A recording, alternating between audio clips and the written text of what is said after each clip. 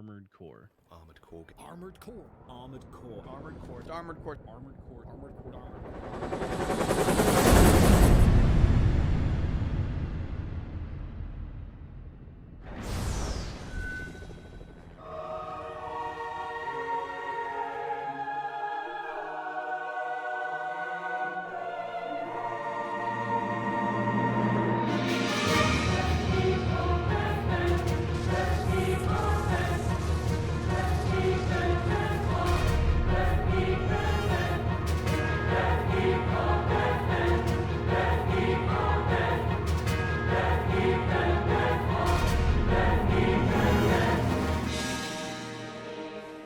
Armored Core has always been something that I've been very intrigued in trying more of.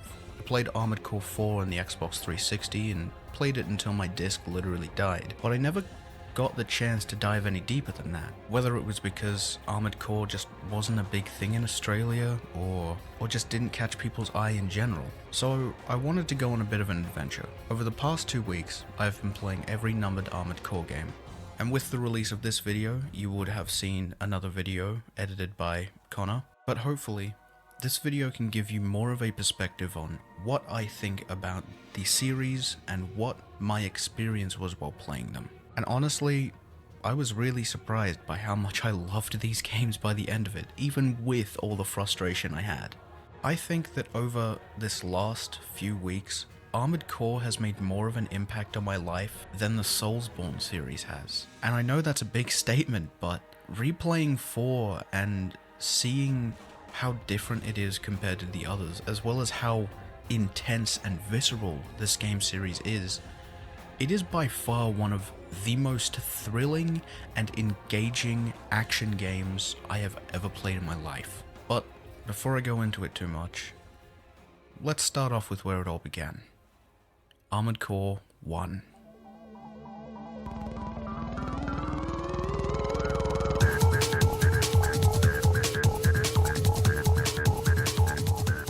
My time playing Armored Core 1 was incredibly memorable and incredibly difficult. Coming to grips with using the triggers as cameras up and down was strange, but all things considered, I thought it was a pretty good attempt at 3-dimensional camera control for this era of gaming. And honestly, after playing it for 3 or 4 hours, it nearly became normal for me. Having the D-pad as forward, left and right also felt really natural, considering you'll be using strafe for a majority of the battles as well. But that could also be because I played Nintendo 64 for a majority of my childhood. Not only that, but this game is intense. The gunplay is fast and satisfying, the movement is surprisingly fluid, and from the moment the game dropped me into the exam, it made it clear that this game was nothing like I'd played before. Even compared to Armored Core 4, this game is a lot slower and a lot more strategic, constantly having to alter your core to keep up with the missions, requirements, and surviving any twist that they throw at you. The main issue that I ran into was once I changed one thing on my Armored Core, depending on what I changed, I may have needed to change up my entire mech just for one thing that I wanted to equip. Like when I wanted to put quad legs on, I needed to make my entire mech lighter, forcing me to change the chest, the arms, get rid of my back weapons, and that's just to compensate with the weight. I cannot explain to you the sense of accomplishment I felt from completing some of the missions in this game. Not only that, but from what I could understand in the emails sent, this game is pretty serious. Being very on par for FromSoft, it's really depressing. Focusing on wars waged between companies using mercenaries as weapons to get a step up on the competition, while destroying the planet and stomping on the people that work for them, even if they just dare protest. While I finished Armored Core 1 in about 7 hours, and almost in one day, that was only one path. And yes, just like all of FromSoft's games, this game has paths. While I accidentally ended up following the Chrome path, one of the 2 major companies you can side with in the war, I will be playing this again, mainly just to experience everything in it. Now don't get me wrong, this game has its issues. There were 2 missions in particular where I got really annoyed. The final mission being one of them, and for an extra kick in the balls, if you fail a mission apart from the last 3, you pay for ammo, repairs, collateral caused, and then you move on with your life. If you're lucky, it might still be there afterwards, but most of the time the mission's just gone. That being said, parts you buy for your core sell back to the shop for the exact same amount you bought them for, meaning that experimentation is incredibly accessible, unless like me, you fail 3 missions in a row and go into debt. Also, while playing on stream, a person jumped into my chat and gave me some really helpful tips and told me where to find the Moonlight Blade, which you can equip later on. So if you end up watching this somehow, thanks for the help. And yes, you heard me correctly, this is the first appearance of the Moonlight Blade outside of Kingsfield. In Armored Core, you're able to find hidden AC parts in missions. They're super hard to find, and I only successfully got the Moonlight Blade with said help.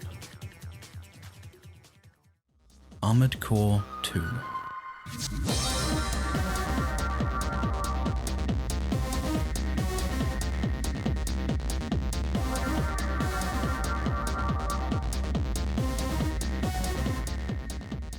Armored Core 2, while still being a very similar experience, adds a lot to the game. AC parts, missions, world building, and the main thing that became an issue for me, the difficulty. This game is absolutely brutal, and even though I feel enough shame already by having to run past 9-ball at the end of AC1, this game beat me into the ground repeatedly. It felt like no matter what I tried, I would die quite a bit in most missions in this game. It ended up getting so bad that I would save state at the start of missions just so I didn't have to watch the loading and game over screens for the 70th time. I ended up getting so frustrated at 3 missions that I just ended up watching tutorials to see how they did it. Granted, it helped me find the Kurosawa Mark II, but otherwise, even the tutorials didn't help much. I had to change my build multiple times just to be able to get close to being able to pass the missions. All things considered, it fits pretty well with FromSoft's track record, but holy shit. I thought bosses in Dark Souls and Elden Ring were difficult. Things like Millennia and Elden Beast? Yeah, I'm gonna have to put those aside, because Leos fucking Klein has managed to take the title for most difficult boss in my eyes. I don't understand how he managed to do it, but even when I was pressing my back against a wall trying to track him down to fight him, he would still end up behind me. Not only is this guy's movements insanely quick, but he vomits out so many bullets that you will melt within seconds if you do not move immediately. If you go into one of these fights unprepared, you will die within seconds. While running out of ammo was a concern in AC1, this is at the forefront of reasons I won't be able to finish a mission in AC2. Whether it's arena, clearing out an area, or trying to guard a submarine, I will usually run out of ammo in my main weapon. Luckily, I always equip a laser blade and secondary guns to compensate, but that usually doesn't mean much when nearly none of the enemies stay on the ground or fly. But for anyone thinking of playing these games, you need to be prepared to die. A lot. And while that should be synonymous for all FromSoft games, in AC2 specifically, I died far more than I was ready for. Armored Core 3.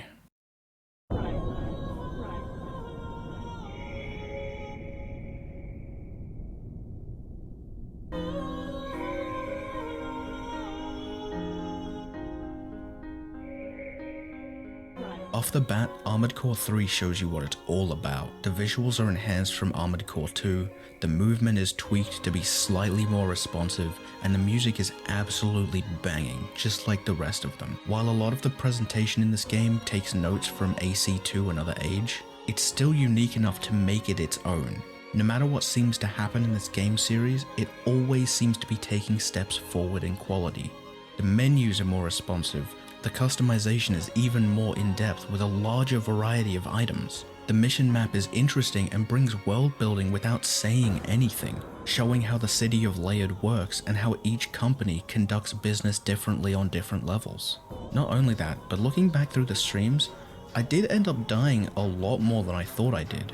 I think it's mainly because the game doesn't feel as clunky as the other ones. It's fluid in nearly every sense of the word.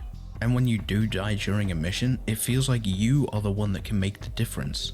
Outside of a few instances where you'll just get railed for not a whole lot of reason, unlike in AC2 where I would feel trapped by the sheer amount of enemies and damage I would take all the time, This feels like if I die, it's mostly my fault, which is how a game should feel. You should never feel frustrated by the game's design or the way it controls.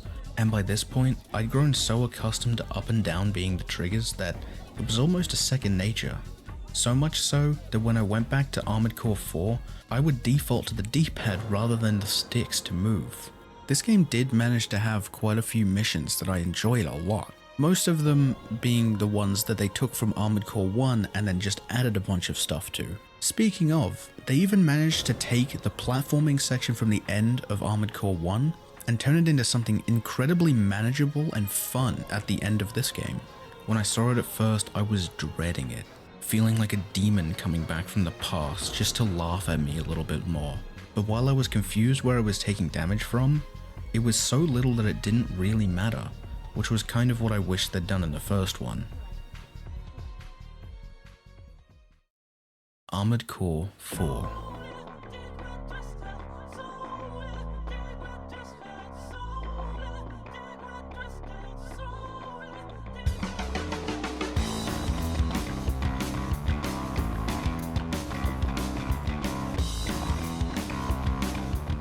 Armored Core 4.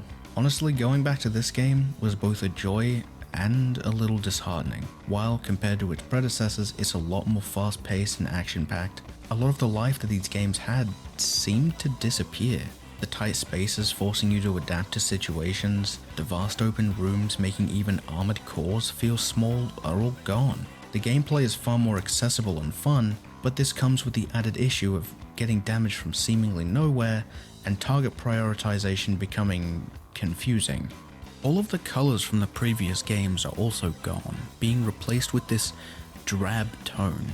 While I believe that's what Miyazaki kind of wanted for this game, it just makes every mission feel the same.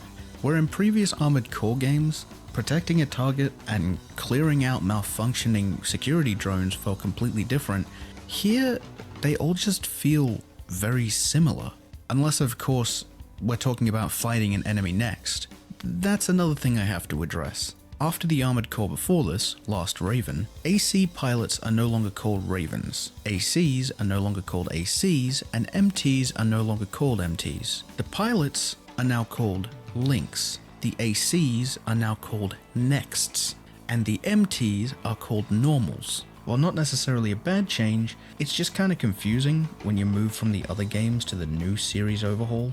And even though in the past I loved this game, I think that compared to the adventure I went on through 1, 2, and 3, this game just feels lifeless. Like the reimagining of a game that no one wanted anymore. And I can understand the changes, but I kinda prefer the way the older games felt. While the controls were a little confusing and difficult to get used to, when you finally got good at them, they made you feel like a god. Piloting this overcomplicated creation that you customized to fit your preferences, and then ripping through groups of enemies fighting for survival under these corporations that had little care for the lives they affected.